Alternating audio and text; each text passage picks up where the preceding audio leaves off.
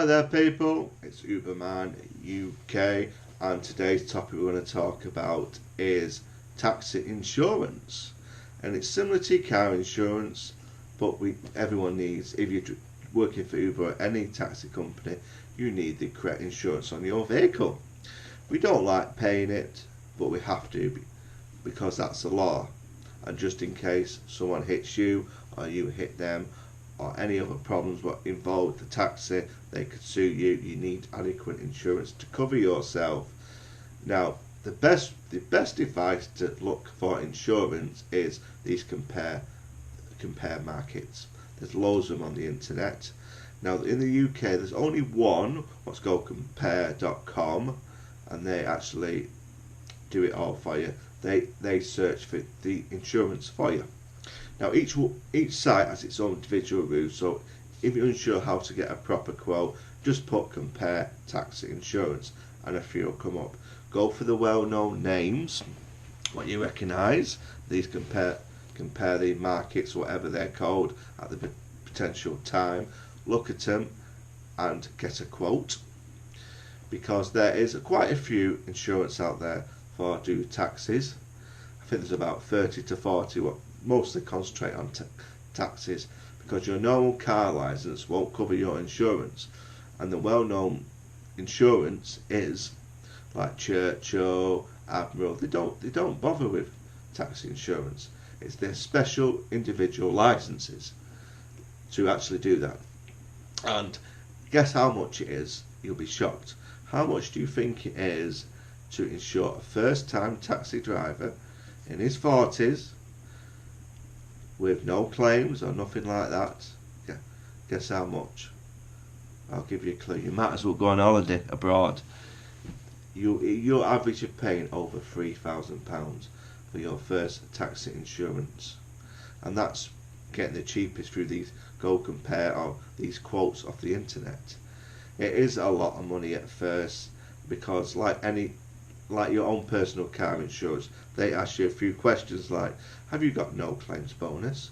Well, no, I haven't, because I've not even started it. So that's in fact 0. And then they'll ask you, have you got any taxi insurance? How many years you've been driving? And if you're starting it for the first time, it's another 0. What's not good for insurance? And also they ask you, have you got any no claims for your private car? Now be very careful with this one, because if you have a personal car now, let's say on that personal car insurance you've got 8 years of no claims bonus, and you're using that car, you can't, what's called in the industry, move it to your taxi, because you can't have 2 no claims on 2 different vehicles unless it's a multi-car policy. Now taxis don't have multi-car policies, so you can't use your personal car, you're using your no claims, you can't use it on the taxi, like vice versa. So at the end of the day you have got to start again, so you have to put 0. Now if you got one or two, that's fine. Or if you're selling your car and not using it, you only have one car, just for your business, for your taxi, that's great, you can use that, and it will cut it down for £300 to £400, which also helps.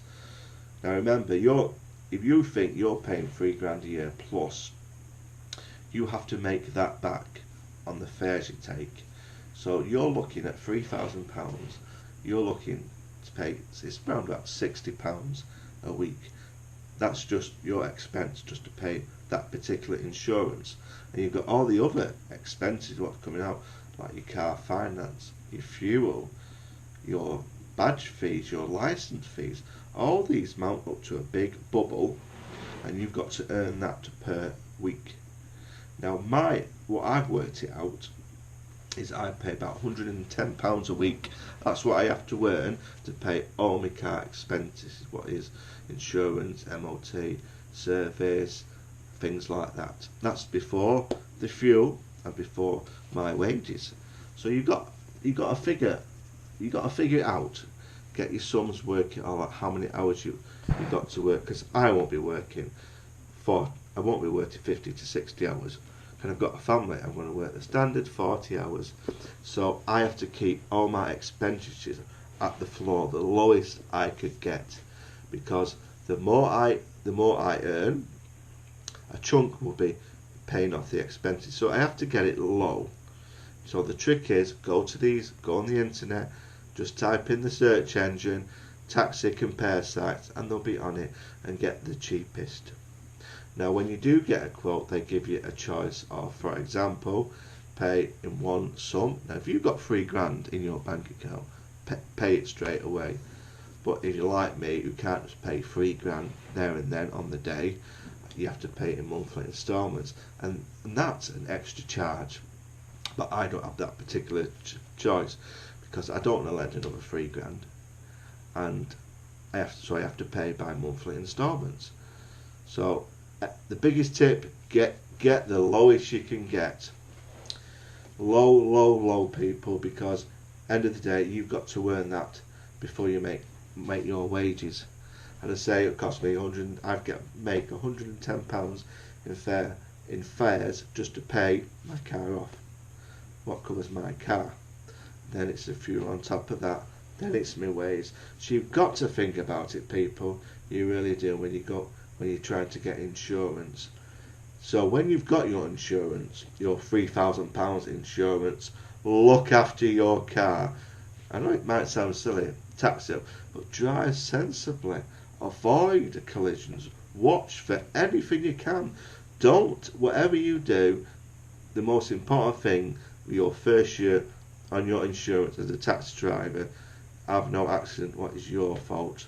Because you imagine if you have an accident and they claim off your insurance, and then when the next year comes and you've got to renew it, they're going to say, well, it's not going to be £3,000 this time, Uberman.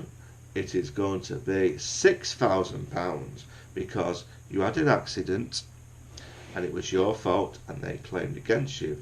So the price goes up. So you don't want that to happen. So look after your car. Drive sensibly. Take your time. Watch for incidents. But on the other side, you could have a full year of no accidents, no incidents, and no claims. So the next year you've got your first 1 year of 1 year taxi driving and 1 year no claims for your taxi insurance. So your insurance hopefully will drop. Hopefully it drops by 20%, which is 20% is a lot of money. That's what it works out. That's what, £600, is it? I can't do my maths. I'm not good at maths. But anything what lowers your insurance is a good thing. And also what lowers your insurance is have a camera, a dash cam as they call it, outside the vehicle. And also what lowers it is have one in the vehicle. You can get a two-way camera on the internet what actually fits on your mirror, which I will do another video, all the different things what you have in your car for the passenger and for your safety.